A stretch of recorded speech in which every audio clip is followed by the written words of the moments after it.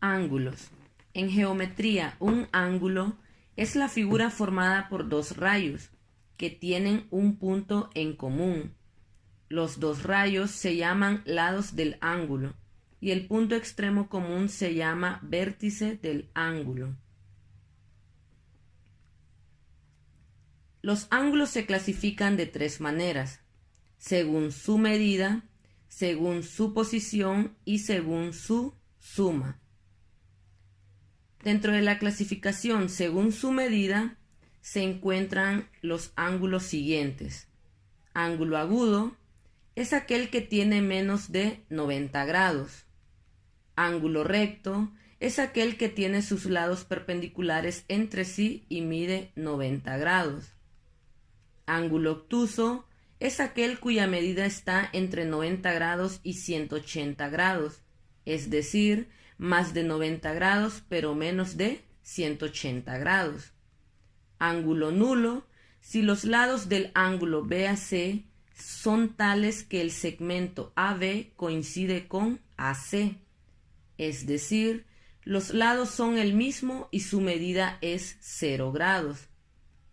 Ángulo llano, si dos lados de un ángulo son tales que son rayos opuestos, un ángulo llano mide 180 grados. Y ángulo completo es el que está delimitado por dos semirrectas que coinciden y su medida es de 360 grados. Y los ángulos según su posición, dentro de esta clasificación se encuentran los siguientes. Ángulos consecutivos son aquellos que tienen el vértice y un lado común. Ángulos adyacentes son aquellos que tienen el vértice y un lado común.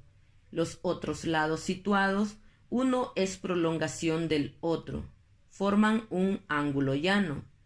Y ángulos opuestos por el vértice, dos ángulos son opuestos por el vértice si y solo si sus lados forman dos pares de rayos opuestos. Y dentro de la clasificación según su suma encontramos los siguientes ángulos. Ángulos complementarios. Dos ángulos son complementarios si y solo si la suma de sus medidas es 90 grados. Ángulos suplementarios. Dos ángulos son suplementarios si y solo si la suma de sus medidas es 180 grados.